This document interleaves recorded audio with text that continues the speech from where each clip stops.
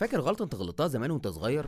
غلطة وانت عيل صغير او في شبابك كانت الفرق ما بين ان انت هتدخل طريق ما كنتش عايز تدخله او انك ما مشيتش طريق كان نفسك تمشي فيه. بس الغلطة اللي انت غلطتها دي ايا كانت صغيرة قد ايه، ما اثرتش في حياتك قد ايه، بس الغلطة اللي انت غلطتها دي في حد غيرك غلط غلطة أكبر منها بكتير، مع إن هو غلط الغلطة دي في نفس سنك تقريبا اللي أنت عملتها فيه، لكن في حالته الغلطة كانت بفورة. الباسكت بول في أمريكا تعتبر أكبر من مجرد لعبة، ومتابعتها غير مقتصرة فقط على دوري ال NBA، لكن كمان في دوري المدارس والجامعات بيكون ليه متابعين كتير جدا. في ولاية أريزونا، الولاية المشهورة بحرارتها العالية جدا سنة 93، اتفاجئ كل الطلبة في الجامعة باللاعب رقم 44 ستيفن هيدك الصداع سميث، اشطر صانع العاب في فريق كرة السلة في جامعة اريزونا، واللي رجع لجامعة اريزونا مرة تانية مكانها وسط فرق الجامعات المشهورة في امريكا زي UCLA وجوانزاجا. هيدك كان في اخر سنة في الجامعة، وطبعا كان داخل الجامعة بمنحة زيه زي بقية التيم اللي شاءت الظروف ان هم كلهم يكونوا لعيبة كويسين جدا ويكونوا تيم قوي بيتقارن بتيم جامعة أريزونا الأسطوري بتاع سنة 1978. أخيراً بقى للجامعة اسم من تاني بسبب التيم اللي كان بيلعب كل ماتش وكأنه بطولة، وخلى كل الأنظار تتوجه لولاية الجراند كانيون. طيب ليه دوري الجامعات مهم قوي كده؟ الحقيقة في كذا سبب، أولهم وأهمهم هو فرصة اللعب لدوري الأضواء، دوري ال NBA، عشان خاطر تدخل الدرافت. هتقولي إيه هو الدرافت؟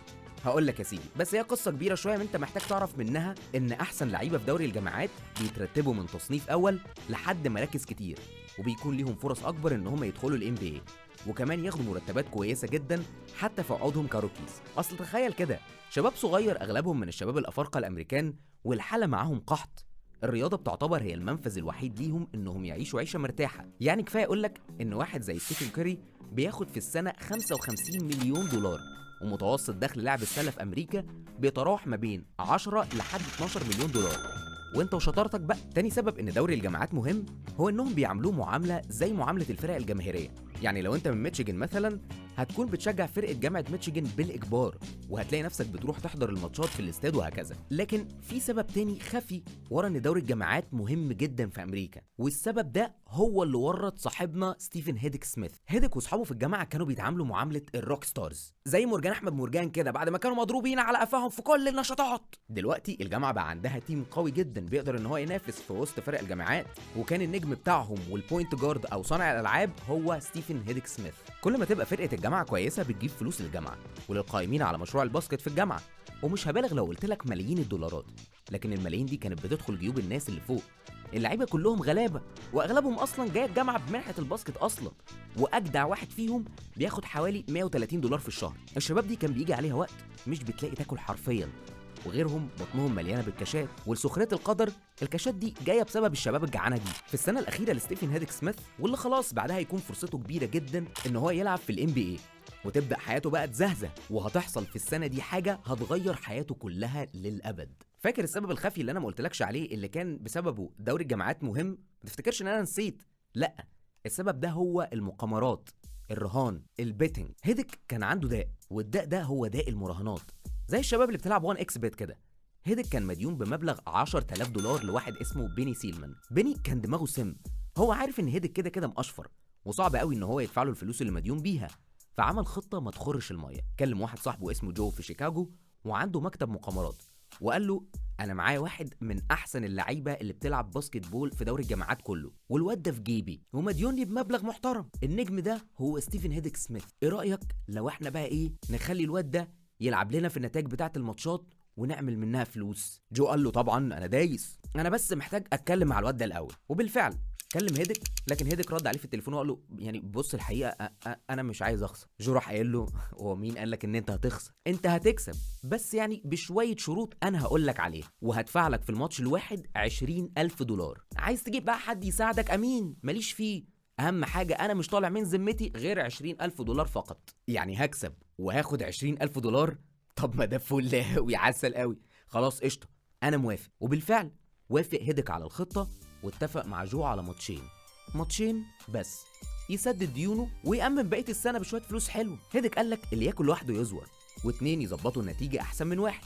وبالفعل كلم زميله في الفريق والاوضه بتاعته ايزاك بورتون، وقال له انا محتاجك في خدمه، محتاجك بس يعني تضيع علينا كده كام شوطه. ايزاك قال له انت ازاي تكلمني في حاجه زي كده؟ راح ستيفن مطلع له المظروف المالي وقال له اتفضل يا باشا. طبعا اول ما ايزاك شاف المظروف المالي وهو اصلا نازل يعني على لحم بطنه من غير عشاء، وافق على طول وقال لك ايه المشكله لما اضيع له شوطين يعني، وانا هبقى مين يعني، هبقى ليبرون جيمس يعني. طيب خليني بقى اشرح لك ازاي بيتم الرهان في ماتشات الباسكت عموما، وعامه ده يعتبر قانوني في امريكا، يعني لا يعاقب عليه القانون. هنقول مثلا ان في فريق A بيلاعب فريق B، الفريقين بيكون فيهم واحد فيفوريت تو وين، يعني مفضل للفوز، وليكن فريق A يعني مرجح ان هو يفوز بناء على ان هو فريق جامد او لا، فورمته حلوه، بيلعب على ارضه. يعني مثلا كاني بقول لك ريال مدريد بيلعب بني عبيد، مين فيهم الفيفوريت تو وين؟ وفريق تاني اندر دوج، وليكن الفريق B يعني فريق مرجح ان هو هيخسر.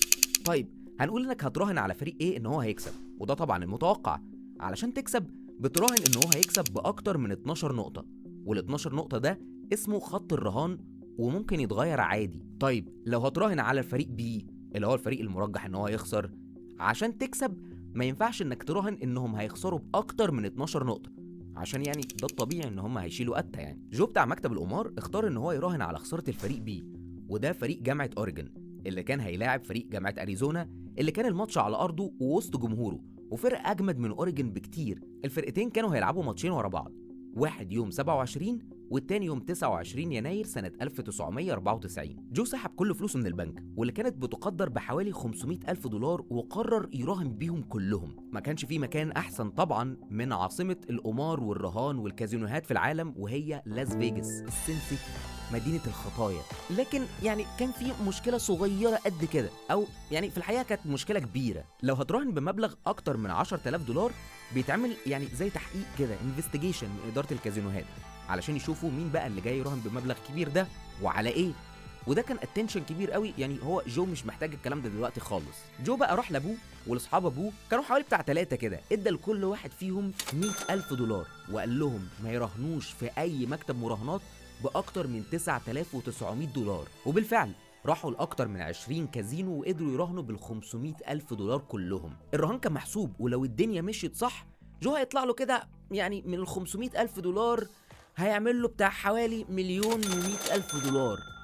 لا بص انا هقولها تاني، من ال500,000 دولار هيطلع له 1,100,000 دولار. يوم 27 يناير 94 كان الماتش الموعود، اول ماتش ما بين اريزونا واوريجون. جو رفع السماعه على هيدك وقال له ما تكسبوش باكتر من 6 نقط، 6 نقط او اقل، بلاش بقى نطلع نكسب بفرق 12 لا هو 6 نقط. الماتش ابتدى وهيدك نسي نفسه جامد، شوطه بعد التانيه وعمال في كروس اوفرز ويجيب لايبس ويشوط ثلاثيات، والدنيا ماشيه معاه زبادي في الخلاط. وجو قاعد في لاس فيجاس خلاص هيعملها على روحه من الفلوس اللي عماله بتضيع منه دي. النتيجه وصلت ل 15 نقطه في الشوط الاول بس. ما تهدى يا عم مايكل جوردن، انت اهدى حبه كده. لا ولو انا هكسب الماتش ده. لكن مع بدايه الشوط الثاني الدنيا اتغيرت تماما، الفرق ابتدى يقرب لحد ما وصل ل4 نقط بس، والفريق كله ابتدى يشك في نفسه ان هم وحشين النهارده. لكن عمرهم ما شكوا في هيدك، الراجل يعني عامل اداء ولا اروع، اكيد العيب فينا احنا. هيدك كان ذكي قوي، وكمان مركزه في الملعب هو البوينت جارد او صانع الالعاب، يعني الهجمه كده كده بتبدا من عنده. فمره يعمل باص غلط، مره يتلكع شويه في الهجمه ويبدا الهجوم متاخر، مرة تانية يباصي لواحد مزنوق فغصب عنه يشوط شوطة وحشة فتضيع. والماتش انتهى بفوز فريق أريزونا بفرق 6 نقط بالظبط زي ما جو قال لهيدك، وأداء قمة في الروعة من ستيفن هيدك سميث اللي جاب في اليوم ده 39 نقطة، وده كان عدد نقط كبير جدا. جو عمل 1,100,000 وهيدك وإيزاك الاتنين عملوا 20,000. ال20,000 دول كانوا بالنسبة لطلاب مقشفرين في الجامعة مبلغ وقدره. جو لقى ان العملية حلوة، وكل اللي كان بيدور في خياله ازاي يخلي 1,100,000 دول يبقوا 2 مليون، والبحر يحب الزيادة ولا ايه؟ حظ جو ان الماتش التاني كان يوم 29 يناير، اكتر يوم امريكا بتراهن فيه، وهو نهائي السوبر بول، وفيجاس كلها متروسة فلوس. وبنفس الطريقة اللي راهن بيها في الاول عمل نفس الموضوع مع 1,100,000 ومحدش خد باله خالص. بعدها كلم هيدك تاني وقال له نفس الرقم، 6 نقط، مش فارق معايا تكسب بأقل من كده أو حتى تخسر، أهم حاجة لو هتكسب ما تكسبش بأكتر من 6 نقط بس. الماتش التاني ابتدى وفريق جامعة أريزونا زانق أوريجون في الحيط وهاتك يا دعك، وصاحبنا هيدك ما جابش ولا نقطة، لكن زمايله اللي حواليه كانوا شاكين في نفسهم الماتش الأولاني، بالماتش بقى التاني كانوا اون فاير، والشوط الاول لوحده خلص بفرق 18 نقطة لصالح جامعة اريزونا. طب وجو اللي مراهن بمليون ده، الشوط التاني ابتدى وهيدك وهو بيلعب رجله اتلوت واتصاب وخرج عشان خاطر يتعالج، وجو الناحية التانية قاعد عمال بيلطم وطلب طقم حفاضات عشان خاطر الموضوع خلاص ما قدرش يسيطر عليه يعني. لكن بيتفاجئ ان هيدك بيرجع تاني الملعب، وبمساعدة زميله ايزاك الماتش برضه بيخلص بنفس النتيجة، فوز فريق جامعة أريزونا بفرق 6 نقط بس. جو عمل من المليون 2 مليون ونص، وهيدك وإيزاك خدوا الاتنين 20,000 دولار. طبعا الشباب بعد ما قبضت بقى وخلاص سددت ديونها نسيت نفسها خالص، يعني نزلوا المول اشتروا لهم كام هدمة حلوة على كام شوز اير جوردنز، واللي راح يعزم صحابه، واللي خد صاحبته خرجها، واللي روق على العربيه بتاعته بقى ركب لها فاميه وجنوط وكاسيت. والعيال دي صرفت الفلوس كلها في نفس اليوم. الناس طبعا خدت بالها من الموضوع ده، بس قالك يمكن العيال دي شكلها كده ايه مربطين مع وكيل اعمال، والعيال دي شكلها خلاص كده ربطت مع فرقه من الام بي اي السنه اللي جايه، والدنيا حلوت بالنسبه لهم، شكلهم قبضوا. طبعا الاتفاق في الاول كان على ماتشين بس، لكن هيدك وايزاك صرفوا كل فلوسهم، وبعد ما القرش جري في ايديهم حبوا يعملوا الموضوع تاني. ستيفن هيدك سميث رفع السماعه على جو وقال له بقول لك يا باشا انا عايز اراهن على نفسي الماتش اللي جاي قدام جامعه UCLA. جو طبعا ما كانش عبيط، قال له بقول لك يا باشا هو انت اصلا معاك ال 20,000 دولار اللي انت هتراهن على نفسك بيهم دول؟ طب ولما تخسر هتدفع لي بقى الفلوس ازاي؟ ستيفن ضحك ضحكه اللي هي بتاعت لا انا مش هخسر. جو قال له تمام، تكسب بفارق 4 نقط، ولو خسرت هيكون في كلام تاني، يعني بين قوسين هيضطر ان هو يتلاعب في نتيجة ماتش زيادة عشان خاطر يقدر يسدد الفلوس اللي هو هيبقى مديون بيها لو معرفش يكسب بفرق 4 نقط. يعني الماتشين جروا ماتش، وسجارة جابت جوان، وجوان جاب حباية، حباية جابت شريط، وابتدت الحكاية.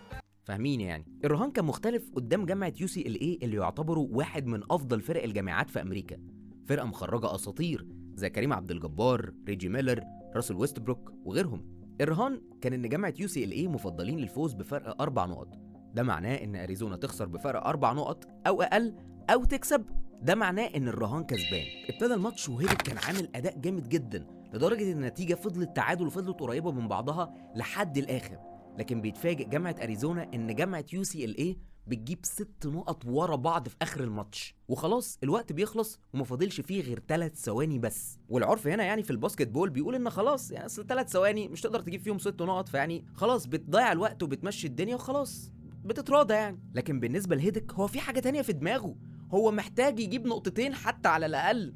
الرهان الفلوس بيخسر، هيضطر يعمل ماتش تاني. خد هيدك الكوره باقصى سرعه وراح عشان خاطر يشوط ثلاثيه، وهو بيشوطها جت بره. هيدك طبعا بيتضايق جدا وبيتعصب جدا ان هو ما جابش البوينت، والناس كلها بصله مستغربه اللي هو انت متضايق ليه يا ابني، يعني هنخسر فرق 6 زي فرق 4، لكن هم ما يعرفوش هو هيدك اصلا عامل ايه، ده عامل مصيبه هناك. الماتش اللي بعده كان خط الرهان على 6 برضه، اريزونا وهيدك يكسبوا لكن مش باكتر من 6 نقط، وبرضه جو راهن على الفريق اللي بيلاعب اريزونا ان هو هيخسر بفارق اقل من 6 نقط، وراهن ب2 مليون ونص دولار. لكن اريزونا وهيدك الماتش ده اتمسح بكرامتهم الارض وخسروا، مع انهم كانوا هم مفضلين للفوز، وده معناه ان خط الرهان مش بيبقى ليه اي معنى، او بمعنى اخر يعني جو بيفوز برضه، وال2 مليون دولار ونص بيبقوا 5 مليون دولار، وهيدك وايزاك بياخدوا فلوسهم طبعا.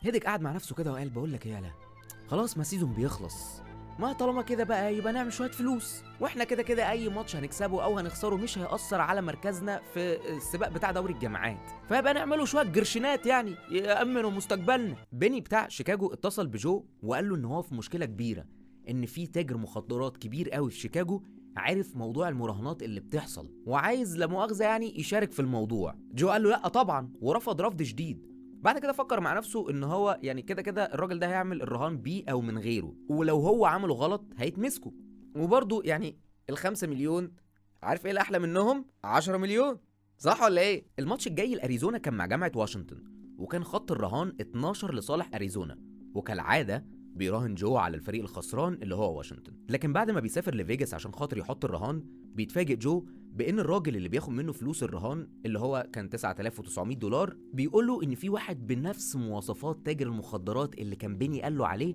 جه وراهن على جامعة واشنطن برضه ان هم يخسروا بنفس النتيجة وبمبلغ 270 ألف دولار. ده غير ان كان في شباب صغيره يعني برضه جت رهنت نفس الرهان. جو في الوقت ده عرف ان هو خلاص سره اتكشف، زي ما كان جو متعود ان هو يكلم هيدك قبل الماتش يقول له عدد البوينتس اللي هو محتاجها فرق. جو فضل يغير الرقم اكتر من 4 مرات على مدار اليوم، وما قدرش يراهن غير بمبلغ 3 مليون بس من ال5 مليون. خط الرهان بيتحرك طبيعي قبل الماتش، لكن يعني شويه طالع شويه نازل. يوم ماتش بقى واشنطن وجامعه اريزونا، خط الرهان اتحرك 44 مره، وده اللي خلى السلطات في لاس فيجاس يعني تريز اي براوز، ترفع عينيها كده. قال لك لا كده في حاجه شمال بتحصل هنا. راحوا طبعا باعتين للسلطات في ولايه اريزونا، قالوا لهم خلي بالكم يا جماعه، حطوا عينيكم على الماتش ده عشان خاطر في حاجه شمال بتحصل هنا، الماتش ده مش تمام. جو كلم هيدك مره اخيره وقال له 3 نقط، اكسب بفرق 3 نقط او اخسر براحتك. بيبتدي الماتش واريزونا بيتزنقوا زنقه الكلاب وخسرانين من واشنطن، وطبعا جو مبسوط وحاطط في بطنه بطيخه صيفي، ما هو كده كسبان. ومن كتر ما هو مطمن نام على نفسه في الفندق في فيجاس، وصحي بعد ما الماتش خلص. طبعا ده ماتش في دوري الجامعات في امريكا سنه 94، فمفيش يلا كوره ولا 365 سكور ولا فيسبوك يقول لك النتيجه. اللي حصل بقى في الماتش ان مدرب فريق جامعه اريزونا دخل ما بين الشوطين وفشخ اللعيبه كلها، وخصوصا ستيفن هيدك سميث، وقال له يا ابني انت متخلف، انت عبيط، في كشافين يا ابني من الام بي اي بيتفرجوا عليك بالمستوى اللي زي الزفت بتاعك ده، انت كده ما تلعبش في نادي سبورتنج، انت ليه يا ابني عايز تضيع مستقبلك؟ وقال لهم ان هو جات له مكالمه من الاف بي اي بتقول ان الماتش ده فيه حاجه وفيه ملعوب في نتيجته، فلو حد عامل حاجه يا جدعان، لو حد عامل مصيبه يقول لي، واحسن انا اعرف من هنا قبل ما اعرف من بره. هيدك قال لنفسه لا بص بقى، بقول لك ايه، يعني احنا نكسب الماتش ده ونكسبه جامد قوي، فمحدش ان شاء الله يشك فينا ان احنا يعني بنتلاعب في الماتشات وكده يعني. وكسبت اريزونا وهيدك الماتش ده بفرق 18 نقطه. ده معناه ان ال3 مليون اللي حطهم جو كلهم بلح خسرهم كلهم.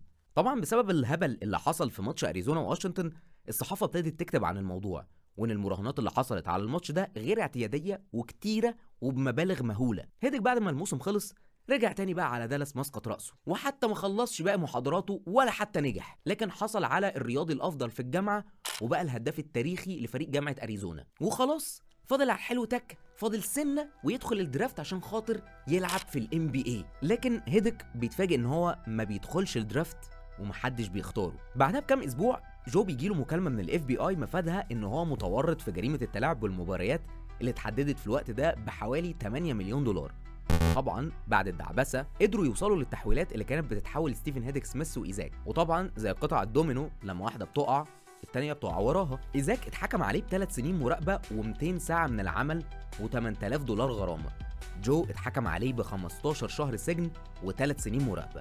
وهيدك مستقبله بيضيع من بعد ما كان قاب قوسين او ادنى ان هو يبقى لاعب في الام بي اي ويحقق حلمه، بقى مجرم مدان واتحكم عليه بسنه سجن و200 ساعه عمل عام او خدمه المجتمع يعني، وغرامه 8000 دولار. غلطه الشاطر ب1000، وغلطه ستيفن هيدك سميث كانت بالنسبه له هيدك بقيه حياته كلها. فخلي بالك ان اللي بيجي سهل بيروح سهل، والحرام سكته مش حلوه. الحلقه دي من كتابه وتقديم محمود النجار، ولو انت لسه موجود على اليوتيوب ما تنساش تعمل سبسكرايب في القناه وتكتب تحت في الكومنتس حابب نتكلم على ايه في الحلقات اللي جايه. كان معاكم محمود النجار في نجار مسلح، ولحد ما نلتقي المره اللي جايه اتقوا شبهات الحرام.